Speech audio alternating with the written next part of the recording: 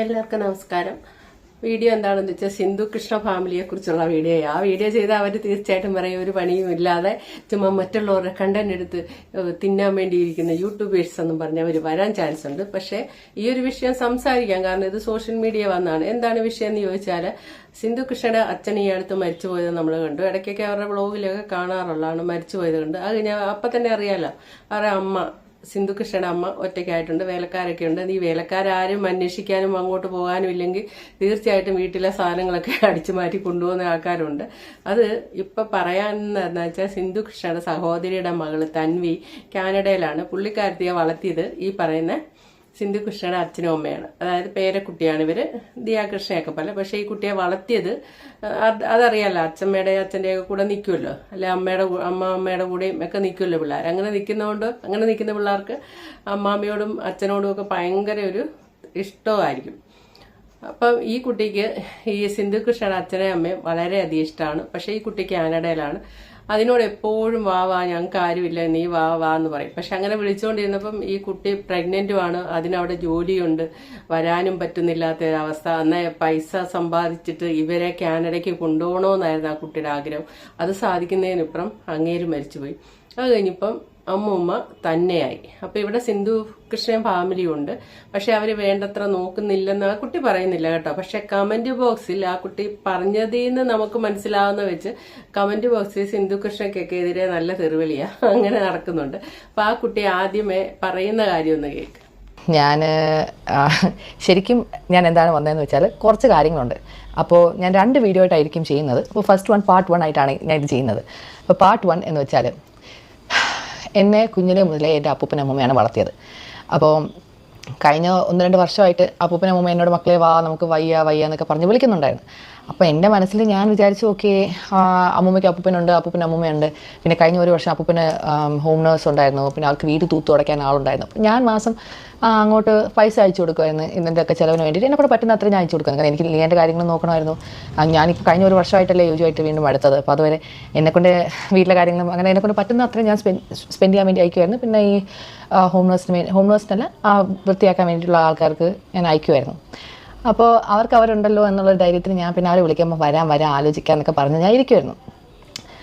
അവസാനം ഞാൻ പ്രഗ്നൻ്റ് ആയ സമയത്ത് അപ്പൂപ്പൻ മക്കളെ നീ വരുന്നില്ലേ, മക്കളെ നീ എപ്പോൾ വരും. അപ്പോൾ ഞാൻ അപ്പൂപ്പ ചുമ്മാ അപ്പൂപ്പ ഞാൻ എന്തായാലും ഇനി കൊച്ചു ജനിച്ച് കുറച്ച് മാസം കഴിഞ്ഞിട്ട് ഞാൻ അങ്ങോട്ടേക്ക് വരാം, നിങ്ങൾക്ക് രണ്ടുപേരും അങ്ങോട്ടും ഇങ്ങോട്ടും നിങ്ങളുണ്ടല്ലോ. അത് മാത്രമല്ല ഈ ജോലിക്ക് വരുന്ന ആൾക്കാരും സ്ഥിരം നിൽക്കുന്നില്ലായിരുന്നു. നമ്മുടെ ഇച്ചിരി വലിയ വീടാണ്, അവിടെ ഒരു 5 ബെഡ്റൂമുള്ള വീടാണ്. അപ്പോൾ അതെല്ലാം മൊത്തം ഡെയിലി വൃത്തിയാക്കുന്നത് ഇച്ചിരി ബുദ്ധിമുട്ടാണെന്ന് പറഞ്ഞിട്ട് അങ്ങനെ സ്ഥിരം ആൾക്കാർക്ക് നിൽക്കാൻ ബുദ്ധിമുട്ടായിരുന്നു.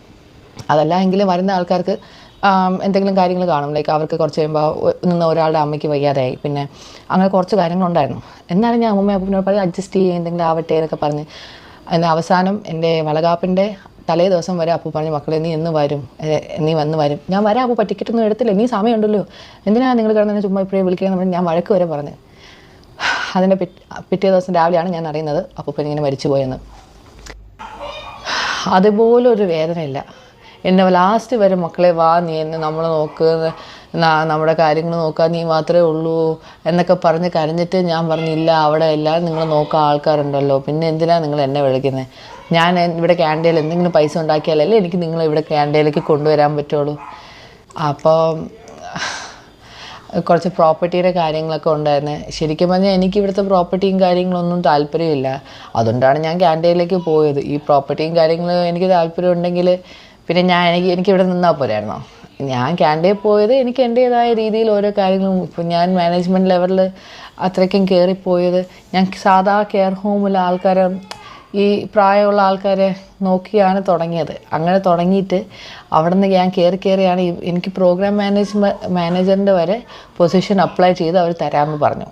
നിലവിൽ ഈ കുട്ടിക്ക് ഇവരെ വളർത്തിയത് സിന്ധു കൃഷ്ണൻ അച്ഛനും അമ്മയാണ്.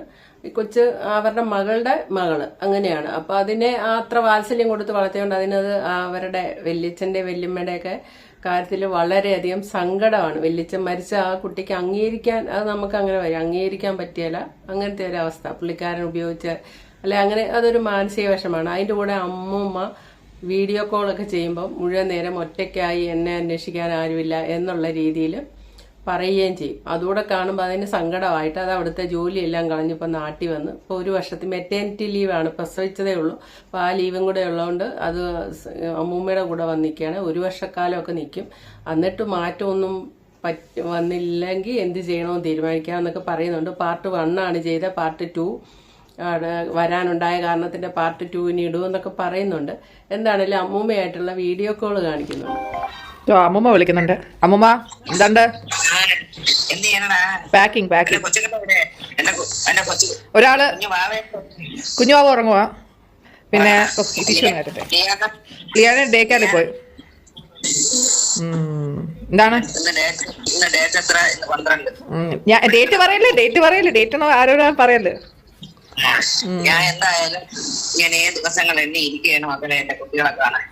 കാരണം എനിക്ക് ആരുമില്ല, ഞാൻ ഒറ്റയ്ക്കായില്ല. അങ്ങനെ നമ്മൾ വരുമ്പോ അമ്മൂമ്മ വിചാരിക്കും പണ്ടാരം എല്ലാം കെട്ടിയെടുത്തോണ്ട് വന്നു, ഇത്ര നാൾ സമാധാനം ഉള്ളത് ഞാൻ ഇപ്പോഴാണ് അറിഞ്ഞതെന്ന്.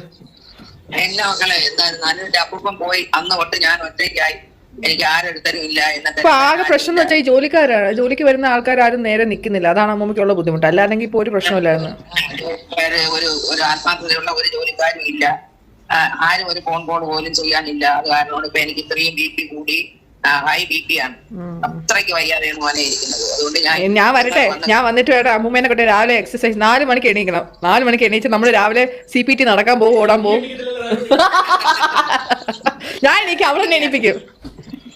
അല്ല മക്കളെ, നിങ്ങളെയൊക്കെ കാണുമ്പോ ഒരു പക്ഷേ എന്റെ BP ഒക്കെ കുറഞ്ഞു കിട്ടുമെന്ന്, കുഞ്ഞുങ്ങളെ കാണുമ്പോ കുറഞ്ഞു കിട്ടുമെന്ന് ഞാൻ വിചാരിക്കുന്നു. അതൊക്കെ കുറഞ്ഞു കിട്ടും, നമ്മള് വരുമ്പോഴത്തേക്ക് എല്ലാം ശരിയാവും. അമ്മൂമ്മ വിഷമിക്കണ്ട. ഓക്കെ, എന്തായാലും കുഞ്ഞിനെ കാണാൻ നോക്ക്. കാത്തിരുന്ന് പോയടാ.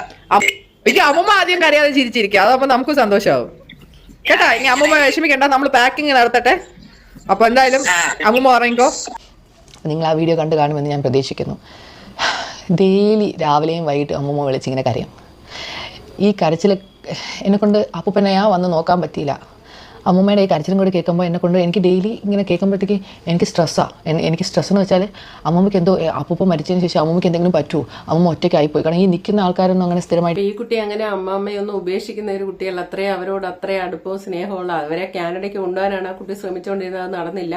അതിൻ്റെ ഇടയ്ക്ക് അച്ഛൻ മരിച്ചുപോയി. പിന്നെ ഇപ്പം അമ്മയെ നോക്കാൻ വേണ്ടി ആ കുട്ടി അവിടുത്തെ ജോലിയൊക്കെ എന്തോ ഒരു ഇൻകം കിട്ടുന്നുണ്ട്, ഏതോ ബിസിനസിന്റെ പാർട്ണറായി പുള്ളിക്കാരത്തി. അപ്പം അതിന്റെ ഒരു ഇൻകം കിട്ടുന്നുണ്ട്. ഏതായാലും അമ്മയുടെ ഇത് വന്ന് ഈ സ്വത്തിലും ഇവിടെയുള്ള പണത്തിലും ഒന്നും പുള്ളിക്കാരത്തിക്ക് താല്പര്യവും ഇല്ല എന്നൊക്കെ വർത്താനത്തിൽ പറയുന്നുണ്ട്.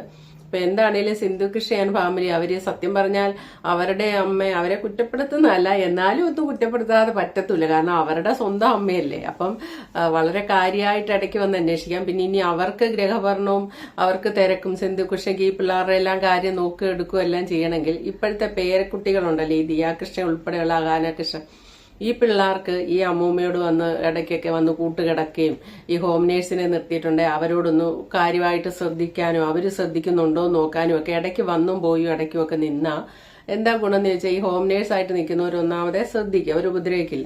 അപ്പൊ ഇപ്പം കേരളത്തിൽ കണ്ടുവരുന്ന ഒരു രീതി ഞാൻ പറയട്ടെ, അത് എനിക്കും അനുഭവം ഉള്ളതുകൊണ്ട് ഞാൻ പറയാണ്. ഇപ്പൊ ഈ നമ്മുടെ അച്ഛനമ്മമാർക്ക് പ്രായമുണ്ട്, അവര് രണ്ടുപേരും ഒറ്റയ്ക്ക് താമസിച്ച് ഒരാൾ മരിച്ചുപോയ ഒറ്റയ്ക്കായ നമ്മുടെ മക്കളോട് ഒന്ന് പോയി കൂട്ടുകിടക്കാനൊക്കെ പറഞ്ഞാൽ പിള്ളേർ പോകത്തില്ല. അവരുടെ കൂട്ടുകാരവിടെ ഇല്ല, അല്ലെ അവിടെ നെറ്റില്ല, അല്ലെ അങ്ങനെയാണ് ഇങ്ങനെയാണെന്നൊക്കെ പറഞ്ഞ് ഇപ്പോഴത്തെ തലമുറ പോയി കിടക്കത്തില്ല. അച്ഛനമ്മമാർ നമ്മുടെ അവരുടെ വല്യച്ഛന്റെയും വല്യമ്മയുടെയും കൂടെ ഒന്ന് പോയി കൂട്ടുകിടക്കുക, എല്ലാ സൗകര്യം ഉണ്ടല്ലോ എന്നൊക്കെ പറഞ്ഞാൽ പോകത്തില്ല. അതേസമയത്ത് നമ്മുടെ തലമുറയിൽ അന്നത്തെ കാലത്ത് നമ്മുടെ അച്ഛനും വല്യച്ഛനും വല്യമ്മയൊക്കെ ഒറ്റയ്ക്ക് ആയിട്ടുണ്ടെങ്കിൽ ഈ പറയുന്നത് നമ്മളൊക്കെ മെനക്കെട്ട് ഇങ്ങനെ പൊക്കോണ്ടേയിരിക്കും. മക്കളുണ്ടെങ്കിൽ കുറെ മക്കളുണ്ടായിരിക്കും, ആ മക്കളുടെ ചെറുമക്കളെല്ലാം ഇങ്ങനെ മാറി മാറി കൂട്ടുകിടന്നുകൊണ്ടിരിക്കും. അതിനൊന്നും ഒരു മടിയില്ലാത്ത ഒരു കാലഘട്ടം. ഇപ്പൊ പിള്ളേർ പോകത്തില്ല.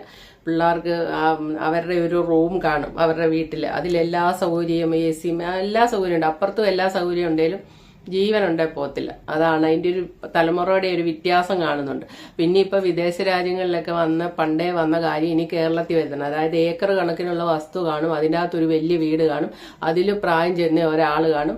ഇവിടെ കേരളത്തിൽ നിന്ന് ഹോം നേഴ്സുകൾ കൊണ്ടുപോയിട്ട് നല്ല ശമ്പളവും കൊടുത്ത് അവിടെ നിർത്തും അവരെ നോക്കാൻ. ഇവരാഴ്ച ഒന്നെങ്ങാനും വന്നൊന്ന് നോക്കിപ്പോവും. കേരളത്തിൽ ഇനിയിപ്പോൾ അതേ നടക്കുള്ളൂ. ഇങ്ങനത്തെ സ്ഥാപനങ്ങളൊക്കെ ഉണ്ട് കേട്ടോ, ഇപ്പൊ കോട്ടയത്തൊക്കെ ഉണ്ട് അങ്ങനത്തെ സ്ഥാപനങ്ങൾ. അങ്ങനെയൊക്കെ നിർത്താനേ പറ്റുള്ളൂ. കാരണം എന്താണെന്ന് വെച്ചാൽ ഈ കുട്ടി ചെയ്തപോലെ ജോലിയും കളഞ്ഞ് എല്ലാം കളഞ്ഞ് കാനഡയിൽ നിന്ന് ഇവിടെ വന്ന് അമ്മൂമ്മയ്ക്കൊപ്പം നിൽക്കുക എന്നൊക്കെ പറഞ്ഞാൽ ആ കുട്ടിക്ക് അത്രയും സ്നേഹം ഉള്ളത് കൊണ്ടായിരിക്കും. ഈ തൻവി എന്ന് പറഞ്ഞ ഈ കുട്ടിക്ക് അത്രയും സ്നേഹം ഉള്ളതുകൊണ്ടാണ്. മറ്റെല്ലാവർക്കും ഒരു പക്ഷേ കുടുംബവും ഭർത്താവും കുഞ്ഞുങ്ങളും എല്ലാം ആയിട്ട് പ്രാരാബ്ദങ്ങൾ കൊണ്ട് ഒരു സൈഡിൽ മറു സൈഡിൽ വിദേശ രാജ്യത്ത് പോകുന്നത് കാശുണ്ടാക്കാൻ വേണ്ടിയാണ്. അതെല്ലാം കളഞ്ഞു കുളിച്ച് ഒരാൾക്കായിട്ട് വന്ന് നിൽക്കത്തില്ല. അപ്പൊ ഇപ്പൊ സത്യം പറഞ്ഞാൽ ഇത് കേരളത്തിന്റെ ഒരു അവസ്ഥയാണ് ഈ കാണുന്നത്. ഇപ്പൊ ഈ സിന്ധു കൃഷ്ണയുടെ ഫാമിലി നടന്നത് ഇത് കേരളത്തിൽ ഒപ്പം നടന്നുകൊണ്ടിരിക്കുന്ന ഒരു സംഭവമാണ്. വിദേശത്തേക്ക് പോയിരിക്കുകയാണ് എല്ലാവരും. അവരും ഹോം നേഴ്സിനെ ഏർപ്പെടും. ഹോം നേഴ്സൊക്കെ എന്താ ചെയ്യുന്ന അറിയത്തില്ല. ഇന്നാൾ നമ്മൾ കണ്ടല്ലേ വീഡിയോ, ഒരു പ്രായം ചെയ്യുന്ന ആളെ എടുത്തിട്ട് അലക്കുന്ന ഒരു വീഡിയോ നമ്മൾ കണ്ടില്ലേ, പോലീസ് പിടിച്ചായാലേ. അതുപോലെയാണ് അവസ്ഥ. ഏതായാലും കമന്റ് ബോക്സിൽ സിന്ധു കൃഷ്ണയ്ക്ക് വയറ് നിറച്ച് കിട്ടുന്നുണ്ട്. അമ്മയെ ഒന്നും നോക്കാത്തതിന്റെ പേര് കുറെ അധികം കുറ്റം അവരുടെ ഉണ്ടല്ലേ. കാരണം അവർ കേരളത്തിലുണ്ട്, അവരുടെ അമ്മയും കേരളത്തിലുണ്ട്. അവർ കാര്യമായിട്ട് നോക്കുവാണെങ്കിൽ ഈ കുട്ടിക്ക് ഇങ്ങനെ വരേണ്ടി വരികയല്ലോ. ഒരു പക്ഷേ ഇനി സ്വത്തിന്റെയോ വല്ലത്തിന്റെയൊക്കെ പ്രശ്നമാണോ ഇല്ലയോ എന്നൊന്നും നമുക്കറിയില്ല. എന്താണേലും ഈ പെമ്പിള്ളാർക്കെങ്കിലും വല്ലപ്പോഴും ഒന്ന് വന്ന് നോക്കായിരുന്നു, അങ്ങനേ പറയാനുള്ളൂ. അപ്പോൾ okay, thank you for watching. അടുത്ത വീഡിയോ കാണാം.